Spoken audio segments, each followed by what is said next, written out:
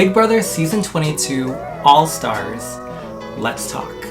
Hey everyone, it's me, Ramon Rice Cake, and welcome back to my channel. This is a season we've been waiting for. Ever since CBS released Survivor All-Winner season, there's been rumors about a potential Big Brother All-Winner season as well, just because they've also been on the air for pretty much just as long as Survivor has been on, and they could totally do an All-Winner season if the winners would have done it. I feel like this is as good as it will get for us fans. We have fan favorites, we have past winners, we have people who came in, who got evicted first, coming back just to get a second chance and prove that they can actually play and make it past the first week. Let's review this first episode. First of all, isn't it just so good to see Julie Chen's face on the TV again? Like, she looks so beautiful, flawless every single time. Let's review each group of four that came out during this episode. So the first one was Nicole, Danny, Devon, and Christmas. Nicole, she's obviously a fan favorite. She's already a past winner. I feel like she doesn't even have that much to prove. I swear this girl got a boyfriend, she got the money, she got the glory. Like, I don't know what else this girl needs to prove, but I feel like she'll still make it pretty far.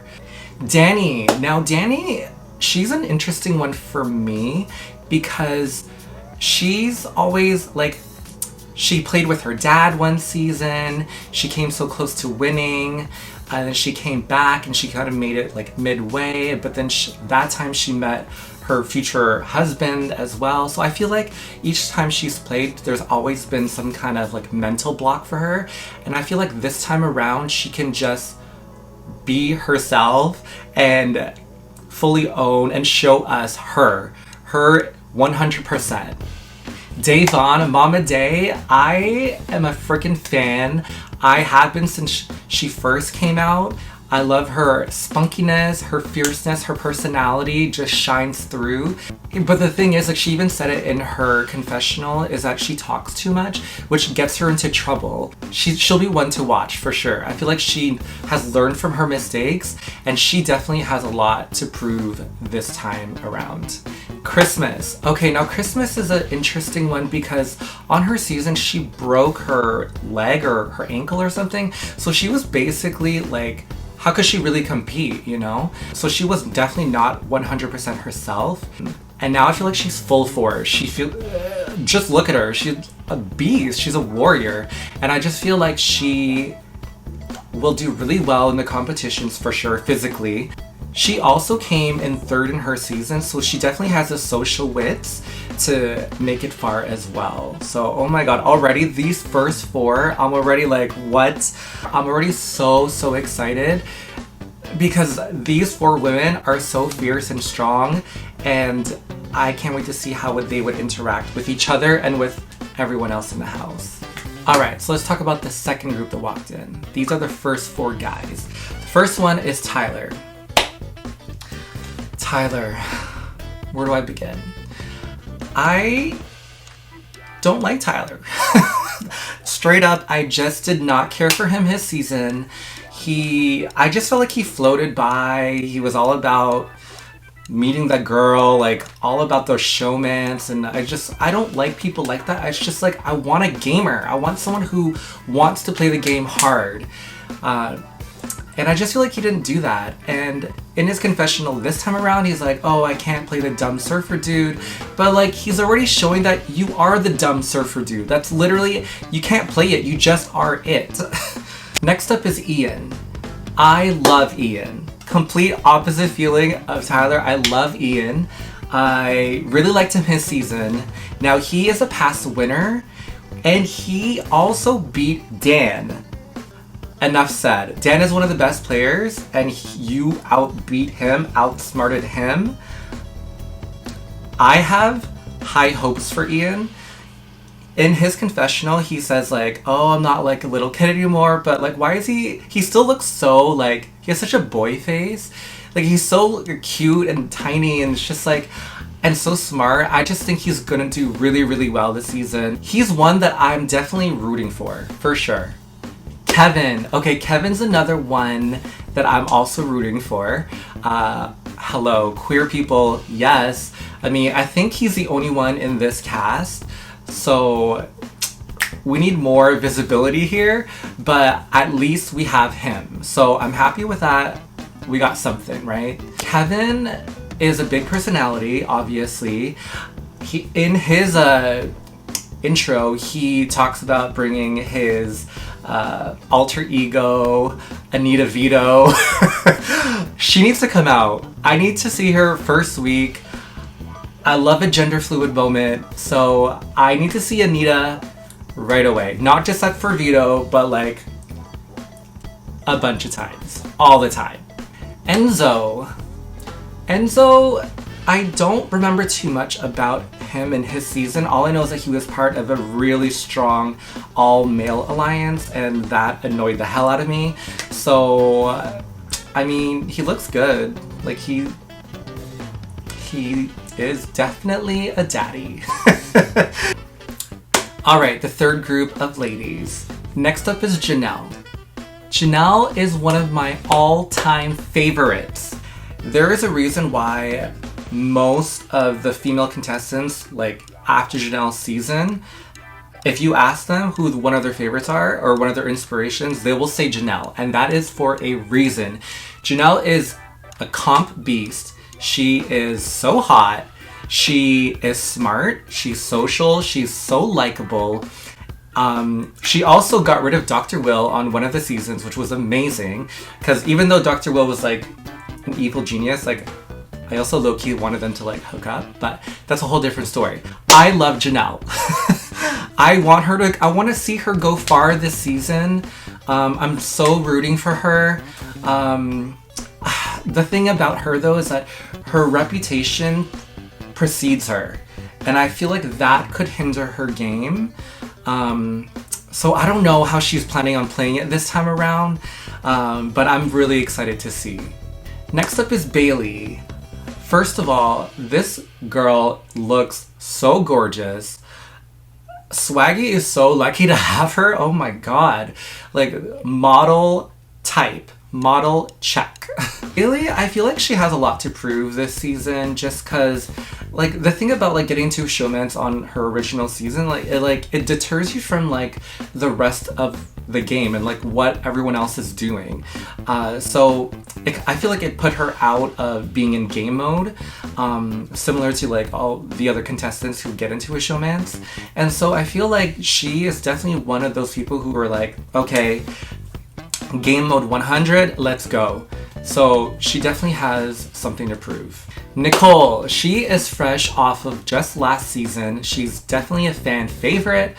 I remember last season liking Nicole only the last half of the season. I feel like she like played it super safe and quiet the first half, and then the last half she played pretty hard and smart, and she got into it. Now she says in her podcast that she talks about reality TV. So like, this is her life.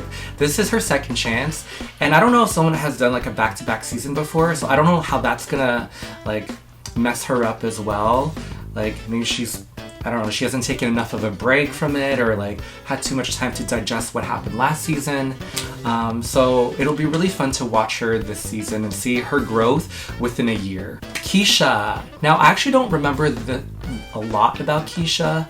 She was back in season 10, so because someone like me who like is such a fan, like Janelle's in one of the earlier seasons too, but like you remember Janelle.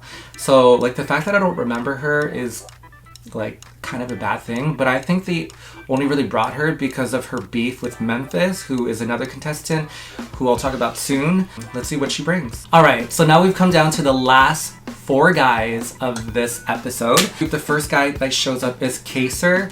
Now, I've always been a fan of Kaser. I've always thought he was super handsome, like 10 years ago. Now he's all like grown up. He's a little bit more of a daddy type, which I'm totally okay with as well.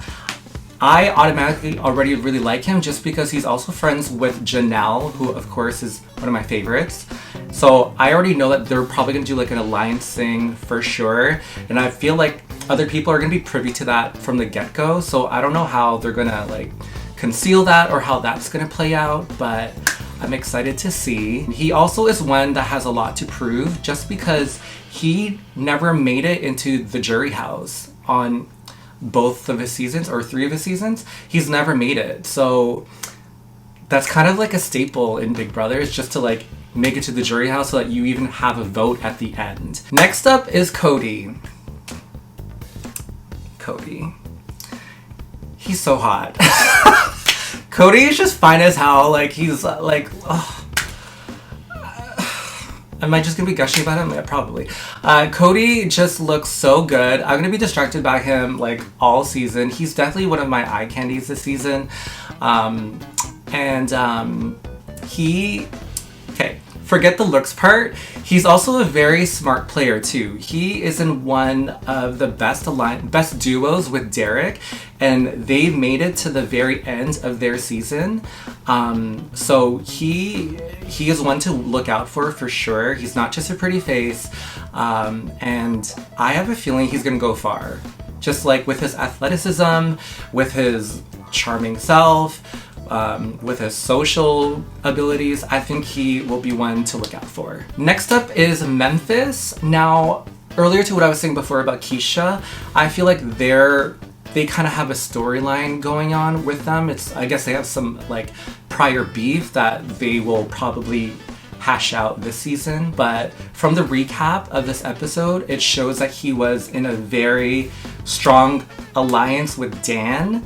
And of course, Dan is like mastermind evil genius. So yeah, I don't know that. I feel like he was probably one of Dan's puppets. So I don't know how well he'll do this time unless he finds another duo person to like, you know, rally with him. Maybe Cody, because he was also part of a duo, so maybe they'll make like another new duo situation. Let's see. And last up is David. Okay, David's another one who's like eye candy. David is also fresh from last season along with Nicole.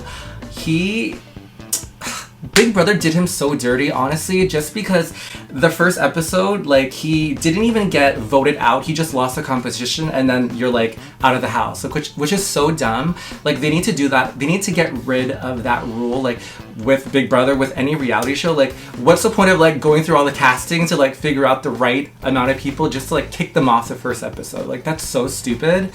So they did him so dirty. I'm happy that they're giving him a second shot to really, like, show what he's capable of. And he was like just so good looking, charming, and lovable in the very brief time that he was shown last season. I'm excited for him as well. So by the end of this first episode, we find out that Cody is our first HOH, but low-key, he also kind of cheated just because he came after Memphis. And if you roll back the footage, you can see that some of those circular step things were still moving, so you can see like which ones were like a little bit wonky, so you could avoid them, but whatever. Am I surprised that he won? No, like obviously that's something he'd be good at. So and I also like him, so I'm happy that he won. And then Julie also reveals by the end of the episode that there will be new secret rooms revealed throughout the rest of the season. But there's not much information on that yet, so we'll see how that affects the game too. But all in all, this was a really strong first episode. I love this cast. I think this is gonna be such an exciting season. They're all gonna be playing hard. Like, no one's gonna be floating by this season, and I feel like every episode is gonna be jam-packed. So make sure to subscribe to hear more of my commentary on this. Also comment down below if you agree with some of my favorites. Who are you rooting for? Who don't you like? And I will see you on the next video. Bye!